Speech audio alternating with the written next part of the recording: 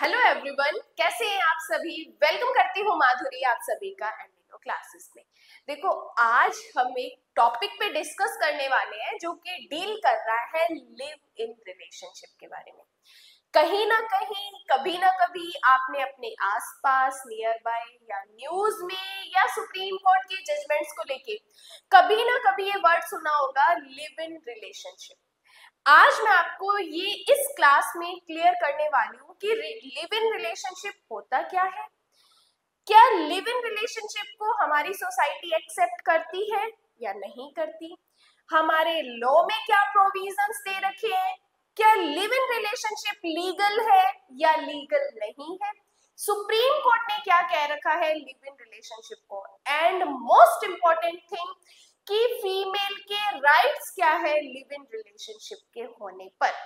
तो वीडियो में एंड तक जरूर बने रहिएगा, सारी चीजें हम डिस्कस करने वाले हैं सुप्रीम कोर्ट के जजमेंट्स को लेकर। देखो, सबसे पहले मैं ये क्लियर कर देती हूँ कि लिव इन रिलेशनशिप होता क्या है। देखो, जब दो अडल्ट्स, मेल और फीमेल, जब अडल्ट है, वयस्क है, तब वो विदाउट मैरिज अगर दोनों एक साथ रहते हैं फिजिकली या इमोशनली, तो वो माना जाता है लिव इन रिलेशनशिप। अब क्या हम ये कह सकते हैं कि मैं 2 घंटे से उस लड़के के साथ रह रही हूँ या मैं 4 दिन से उस लड़की के साथ रह रहा हूँ, तो क्या ये लिव इन रिलेशनशिप हो सकता है? नहीं। लिव इन रिलेशनशिप का कुछ टाइम कंटिन्यू होना जरूरी है, लाइक कुछ महीने या साल, तभी वो लिव इन रिलेशनशिप माना जाता है। तो लिव इन रिलेशनशिप का मतलब क्या होता है? जब दो अडल्ट्स एक साथ मैरिज की तरह रहते हैं, लेकिन उनका जो रिलेशन होता है वो मैरिज की तरह रजिस्टर्ड नहीं होता, वो होता है लिव इन रिलेशनशिप। अब देखो, बात करते हैं कि क्या होती है लिव इन रिलेशनशिप। सिंपल भाषा में बोले तो दो अडल्ट्स बिना शादी के एक साथ इमोशनली या फिजिकली रहते हैं, उसे कहते हैं अपने लिव इन रिलेशनशिप। देखो, आज बात करते हैं कि ये जो लिव इन रिलेशनशिप है, क्या उसको हमारी सोसाइटी एक्सेप्ट कर रही है। पहले ये बात, उससे पहले ये डिस्कस कर लेते हैं कि क्या लिव इन रिलेशनशिप कंसेप्ट काफी कॉमन हो गया है, स्पेशली बड़ी सिटीज में, अर्बन एरियाज में। लेकिन बात करते हैं कि क्या ये लिव इन रिलेशनशिप लीगल है या नहीं है। देखो, सबसे पहले ये क्लियर कर देती हूँ कि इंडिया में लिव इन रिलेशनशिप इलीगल नहीं है। अब इलीगल नहीं है, इट मींस लीगल है। अब देखो, कानून ने इसे मना नहीं किया है, लेकिन कुछ कंडीशंस रख दी है, कुछ शर्तें रख दी है कि अगर आपको लिव इन रिलेशनशिप में रहना है तो आपको इन चीजों को ध्यान में रखना पड़ेगा। जैसे सुप्रीम कोर्ट ने कहा है कि दोनों जो पर्सन है वो क्या होने चाहिए, अडल्ट होने चाहिए, ठीक है। वॉलेंटियरली एक साथ, वॉलेंटियरली रहना चाहिए एक साथ, मतलब स्वेच्छा से इच्छा होनी चाहिए दोनों पार्टीज की।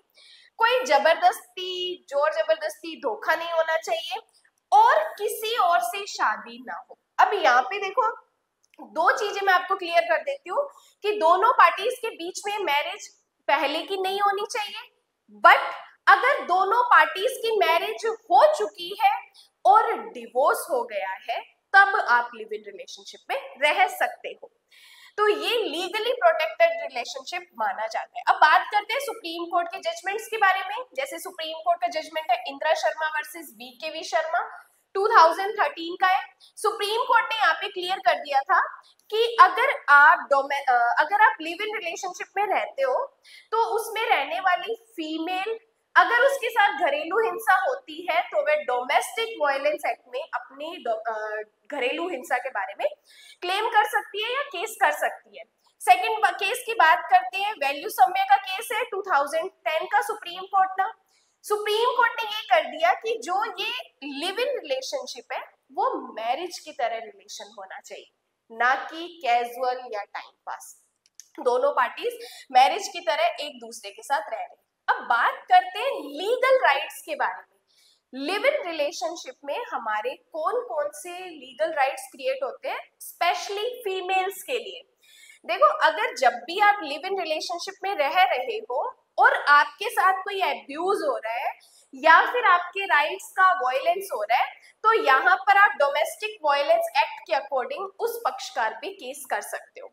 और तो और आप मेंटेनेंस का क्लेम भी कर सकते हो लिव इन रिलेशनशिप में, और आपके पास और लीगल राइट्स है, लाइक आपका रिलेशन जो है वो जेन्युइन होना चाहिए, इस चीज के बारे में आपको प्रूफ करना पड़ेगा।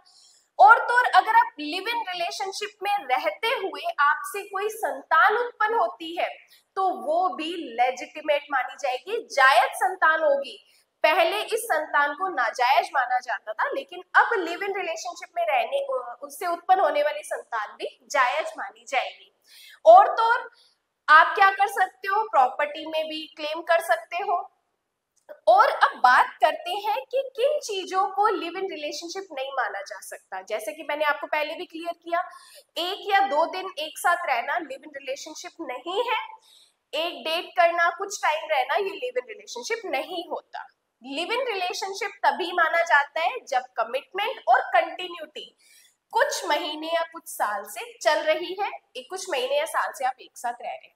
अब देखो, स्टार्टिंग में मैंने आपको क्लियर किया कि लॉ ने तो कह दिया कि लिव इन रिलेशनशिप इलीगल नहीं है, इट मींस लीगल है, लेकिन हमारी सोसाइटी अभी भी लिव इन रिलेशनशिप को नहीं एक्सेप्ट करती। क्या सोचते हैं कि लोग क्या कहेंगे, लोग हमारे बारे में बातें बनाएंगे, इस तरीके से उनकी अभी भी थिंकिंग है। लेकिन अगर बड़ी सिटीज की बात करें तो वहां पर लिव इन रिलेशनशिप एकदम नॉर्मल है।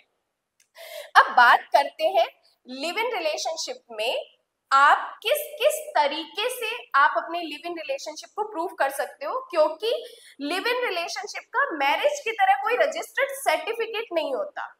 लेकिन आपके अगर मान लो लिव इन रिलेशनशिप में रहते हुए आपके साथ कोई घरेलू हिंसा हो रही है, तो आप किस तरीके से किन किन डॉक्यूमेंट्स के थ्रू आप अपने लिव इन रिलेशनशिप को प्रूव कर सकते हो। जैसे कुछ एग्जांपल्स है, अगर आप जिस भी पक्षकार के साथ रह रहे हो तो आपका कोई रेंट एग्रीमेंट है या प्रॉपर्टी डॉक्यूमेंट है, उसके थ्रू आप अपने लिव इन को प्रूफ कर सकते हो।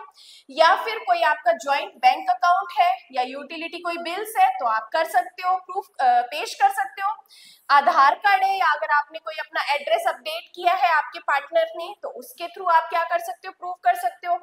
Fourth, legal affidavit. देखो यहाँ पे लीगल एफिडेविट जो होता है, मेन एक तरीके से अगर सिंपल भाषा में कहूं, स्टाम्प पे जब आप दोनों पक्षकार अपनी सहमति से ये लिखते हो कि हम दोनों पक्षकार अडल्ट हैं और हम अपनी सहमति से आज से एक साथ रहने वाले हैं लिव इन रिलेशनशिप में, तो इस एफिडेविट के माध्यम से भी आप क्या कर सकते हो, अपने लिव इन रिलेशनशिप को प्रूफ कर सकते हो।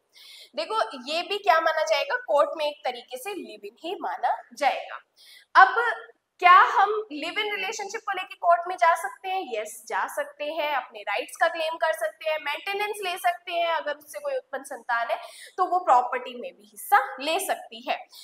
अब देखो बात करूं कि क्या लिव इन रिलेशनशिप के लिए पर्टिकुलर कोई कानून है, तो देखो पर्टिकुलर अभी तक लिव इन रिलेशनशिप के लिए कोई कानून नहीं है। आप एफिडेविट बनवा के और 2 अडल्ट्स एक साथ अपनी सहमति से रह सकते हो।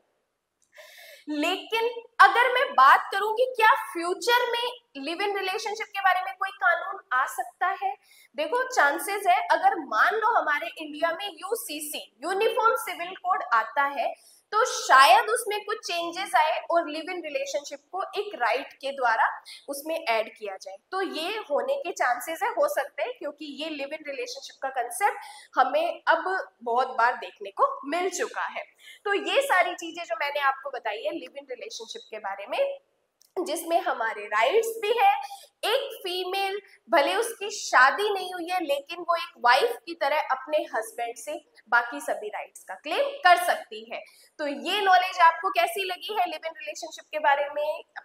तो मिलते हैं नेक्स्ट वीडियो में एमडी लॉ क्लासेस के चैनल पे, अपने फ्रेंड्स के साथ शेयर कर दीजिए और इसी तरह एमडी लॉ क्लासेस के चैनल पे ज्ञान लेते रहिए और मस्त रहिए। आज के लिए धन्यवाद।